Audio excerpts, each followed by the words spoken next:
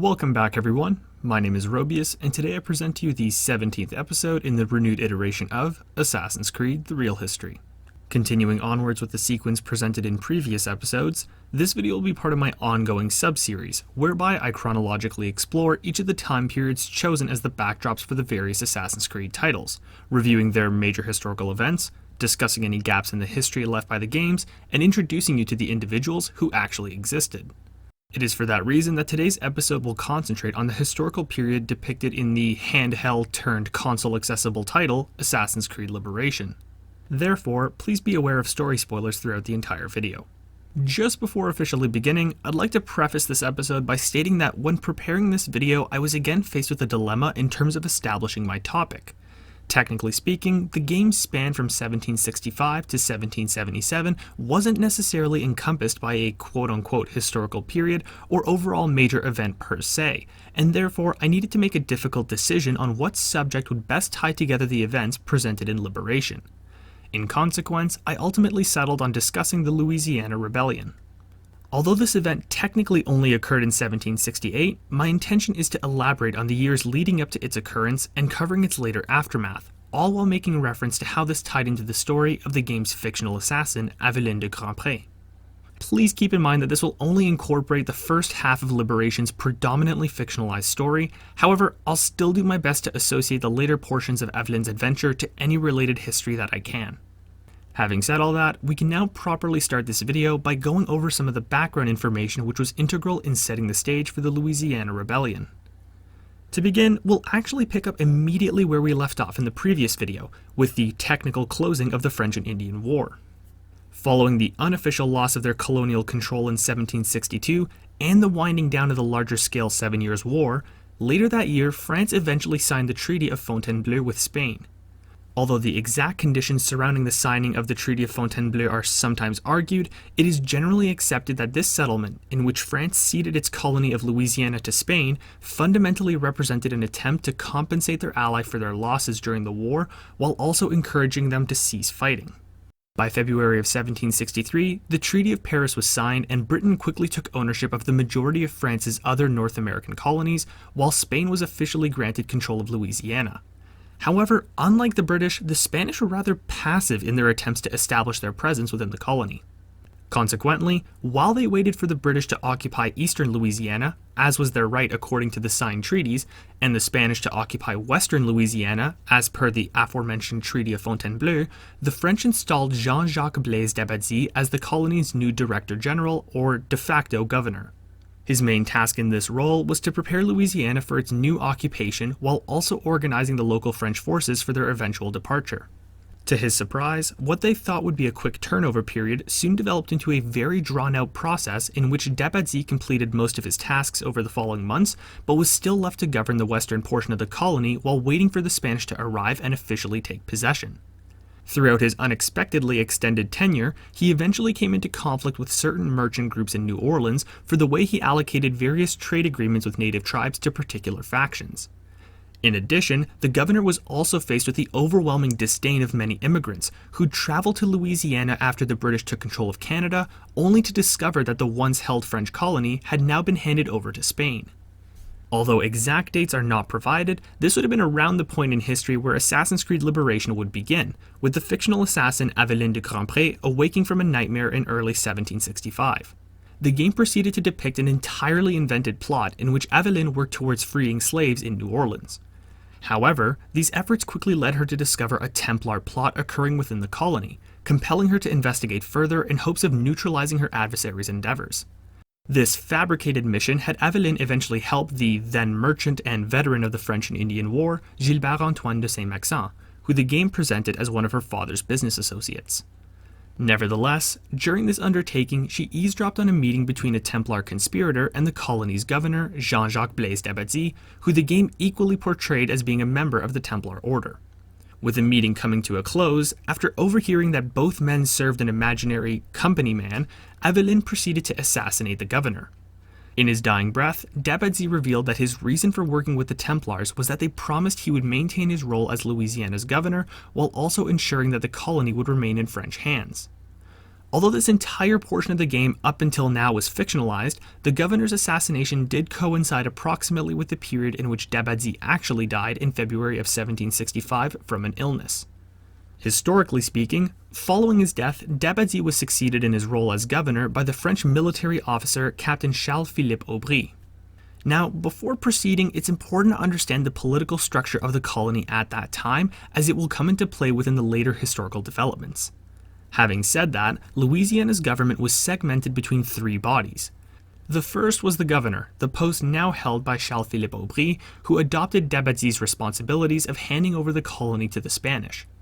The second was the commissaire ordonnateur, a position occupied by Denis Nicolas Foucault, an individual who opposed the Spanish occupation of Louisiana. Lastly, the third body of government was the Superior Council, which had at its head Nicolas Chauvin de Lafrenière, Louisiana's Attorney General and another opponent to the upcoming Spanish occupation. This tense environment continued to stew over the following months until the Spanish occupation finally technically began in March of 1766.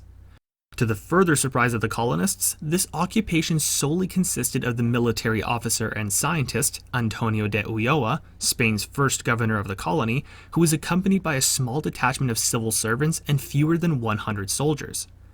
The festering feeling that the Spanish weren't actually invested in properly managing this colony was only worsened in the following months, which embodied the beginning of Ulloa's governing period. Evidently, when considering how limited his resources were, especially in terms of manpower, it should be remembered that this wasn't really Ulloa's fault, with the blame rather residing with the Spanish government, who saw fit to send such a small expedition to occupy the colony and thereafter demonstrate no inclination in providing additional support despite the governor's requests. Having said that, Ulloa's political approach to the situation was also a disaster unto itself. Recognizing the oppositional stance to his rule held by many important figures in New Orleans, the governor opted to establish himself outside of the city at the fort of La Balise. This quickly came to symbolize a pattern of isolationism and separation from the populace that, accompanied by his inability to truly enact a proper transition of power, led to a growing discontentment among the masses. Perhaps the earliest example of this was his failure to establish a new governing body within New Orleans, thus leaving the existing Superior Council to its own affairs, and not even bothering to exchange the French flag in the city with a Spanish flag. Within Assassin's Creed Liberation, this was the time frame in which Aveline continued her fictional investigation into the regional Templar affairs. This led the assassin to fight off an imaginary cult living in the Louisiana Bayou that was led by a Templar-affiliated impersonator of the Maroon leader François Macandal. After successfully dismantling this operation, she returned to New Orleans. Interestingly enough, although this whole subplot was purely fictitious, the cult that Aveline fought was likely inspired by the multiple Maroon communities that existed in the Bayou region outside of New Orleans during that period. Either way, back in the real history, a few more months into their so-called occupation, the Spanish situation had not improved. In late 1766, Ulloa sought to implement new trade laws on the colony. However, he soon faced considerable pushback from key local figures. Many of these settlers, or next-generation settlers, referred to as the Créoles, were powerful regional merchants who saw these laws as restrictions which would put a strain on their profits.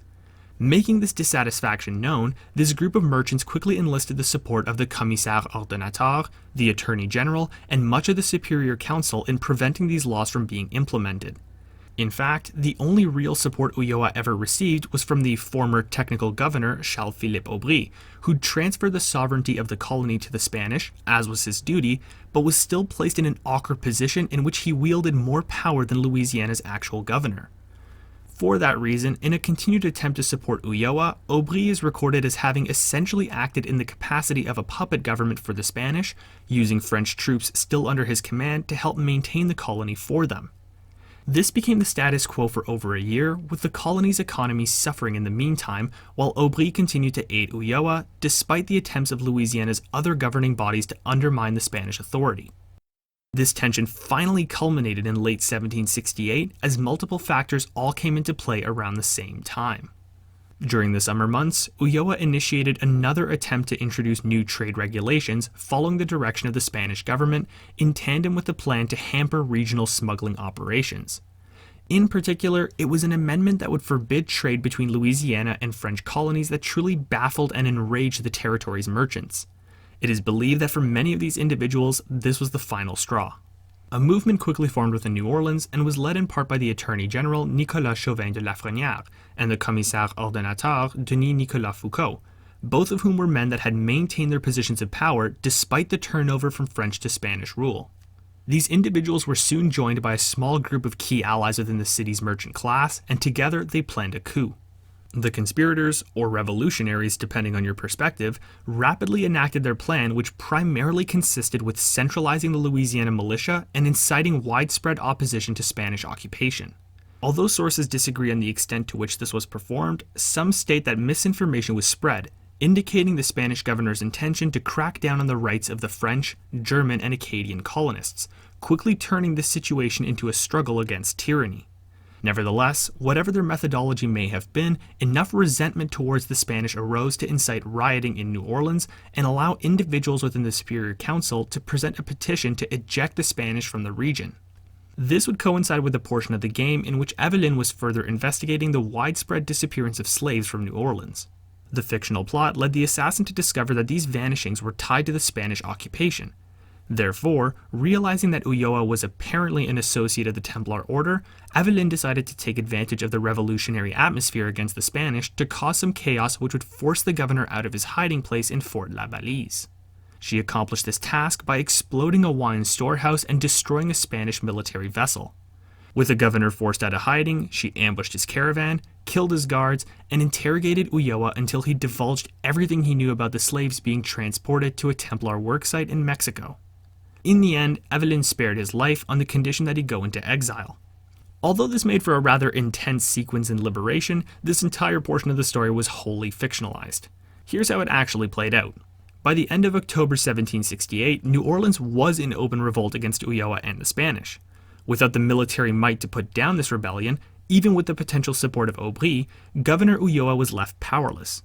Speaking on behalf of Louisiana's population, the Superior Council soon voted and declared that the Spanish were to be banished from the colony and that the governor would have to leave within 3 days. Ulloa agreed to these terms, and under the protection of Aubry, he and his family were escorted to a vessel and left the colony within the allocated time frame, but not before accusing the rebels of treason. After the Spanish departed, the rebelling colonists established their own temporary government, although this new authority structure swiftly lost the support of most local settlers, ultimately leading to a period of chaos in Louisiana. The Spanish counter to this uprising began soon afterwards in mid-1769 with the arrival of Captain General Alejandro O'Reilly. Accompanied this time by over 2,000 soldiers, he landed in Louisiana and marched on the rebel position. O'Reilly's forces were met by rebel representatives and intermediaries who sought a peaceful resolution to these hostilities, going so far as to remind the populace to remain civil and not incite any fighting. The main claim made by rebels seeking clemency was that Ulloa had left them with no choice given his disastrous governing method, and that they had succeeded in expulsing him peacefully in a bloodless rebellion. With support from Aubry, O'Reilly was able to gather all of the original conspirators. After holding a trial, he had a portion of them executed, while the remainder were either imprisoned back in Cuba or deported to France for imprisonment.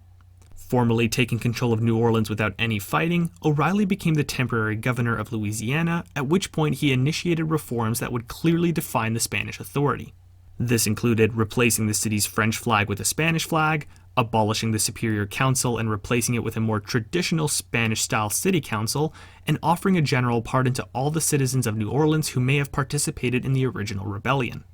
Over the following months, he strengthened the Spanish position, made Louisiana more dependent on Cuba, and established a series of regional military and trade alliances, concluding his reforms in early 1770.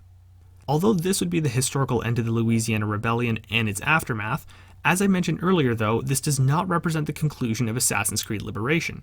In fact, the game's predominantly fictional story continued for 7 more years, following Aveline's hunt for the Templar known as the Company Man and her acquisition of the missing Prophecy Disc segments. Despite the majority of the game's closure having no real ties to the Louisiana Rebellion, one point that I did notice was the increased Spanish presence in the colony immediately following Aveline's return to New Orleans, which coincided with O'Reilly's successful suppression of the rebellion and the subsequent re-establishment of Spanish control. Having said that, I believe it now reasonable to proceed to the final chapter in the video, which consists of reviewing everything we've learned today while comparing its depiction in the game to the actual history. As a quick prelude, I'd like to reiterate that the Louisiana Rebellion was not an all-encompassing event that covered the entirety of Aveline's story and liberation, but rather just one of the main developments during her mission, which is important to remember when considering how it was portrayed in the game. Therefore, keeping in mind that the vast majority of Aveline's main story was fictionalized, I'll be concentrating on how components tied to the Louisiana Rebellion were represented in the game. In terms of blatant falsehoods, aside from the invented assassin versus Templar narrative, the main point which comes to mind is the violent nature of the rebellion depicted in Liberation. The Spanish attack certain protesting civilians, and Aveline responds by attacking Spanish troops in the streets, some stationed at a fort, and others aboard a vessel. Overall, although this was clearly a necessary gameplay component, one of the most remembered elements of the Louisiana Rebellion was that it occurred essentially without bloodshed on either side. Tying into that point, it can also be said that the destruction of the wine storehouse and the sinking of a Spanish vessel as parts of the revolt were also complete exaggerations by the game. Now that I've cleared up those entirely fabricated components of the story, I'll briefly go over the portions of the history that the Ubisoft writers manipulated to better fit the game's assassin versus Templar narrative. At its core, these are all tied to the Templars controlling the colony and being opposed in their endeavor by Aveline. This was initially embodied by the rule of Jean-Jacques Blaise d'Abbazie. As opposed to crediting his extended governorship to the historically delayed Spanish arrival in the colony, Liberation instead attributed this development to a deal he had made with the Templars, whereby they would ensure Louisiana would technically stay in French hands under his command as long as he ran the colony in accordance with their agenda.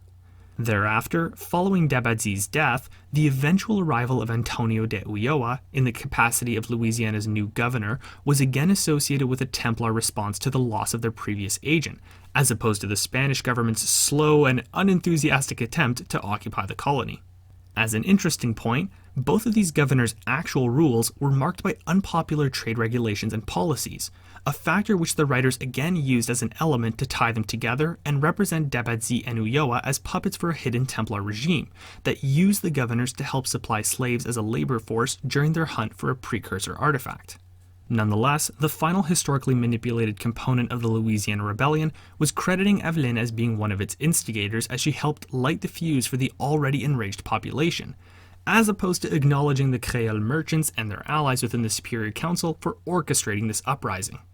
Taking all that information into consideration, we can now determine whether the Louisiana Rebellion was fairly depicted in Assassin's Creed Liberation. In general, due to its covering of certain elements building up to the actual revolt and its handling of Ulloa's expulsion, I'm inclined to say it was a fair, albeit rather exaggerated representation of this popular uprising. In all fairness, as I've mentioned earlier, the Louisiana Rebellion only crossed into Liberation's main storyline for a short period, which makes it understandable that there was a limited approach to covering its underlying causes and development. Interestingly, as often tends to be the case with these types of conflicts, there are two schools of thought when evaluating the Louisiana Rebellion. French sources tend to label it as the first recorded popular revolution against a tyrannical European regime within North America, while their Spanish counterparts instead see it as a coup d'etat organized by the wealthy merchants of New Orleans who refused to lose money while living under Spanish law. Whether intentional or not, it appears that perhaps for the sake of supporting their assassin versus Templar plot, the writers seem to have adopted the more French interpretation of history, with a popular uprising being incited against a tyrannical Spanish regime, which in this case was also accused of kidnapping slaves for their Templar allies. Overall, despite its indiscretions and exaggerations, I still enjoyed the portions of Liberation that tied together the odd transition of power from the French to Spanish in Louisiana, culminating in the scene where Aveline interrogated the broken Antonio de Ulloa. For me personally, that interaction succeeded in conveying how in over his head Ulloa was in trying to enact his rule while simultaneously being denied the military authority and financial backing required to do so, leading to his eventual expulsion. Just before I wrap this up, I'll quickly list off a few anecdotal points about Liberation that I also found interesting. First among these was the representation of Aveline's fellow assassin Gérald Blanc as one of the Acadians who'd been deported during the French and Indian War. I found this to be a compelling tie-in to that period, as he would have been among the first Acadians to be historically deported to Louisiana, since most of the others would not be shipped there until years later. Secondly, although Aveline's story about liberating slaves was wholly invented, it is worth saying that certain small maroon communities living in the Louisiana Bayou at the time did make attempts to free slaves during that period. Nevertheless, with that final thought, we have reached the end of today's video. as I mentioned in our last update video, there will no longer be an upload schedule of sorts for these episodes. So if you're interested in getting updates on when to expect them, or you want a place to ask about the progress of the next video, please be sure to follow us on Twitter at Online Nights. Having said that, if you enjoyed the content, please share this series with your friends and be sure to explore our other videos. Although my plan is to finish covering the franchise's time periods, I will continue to accept any of your requests for future video topics in the comments, which will then be taken into consideration once I wrap up this sub-series. As always, my sources consulted for making this video will be in the description bar below. Thank you for watching.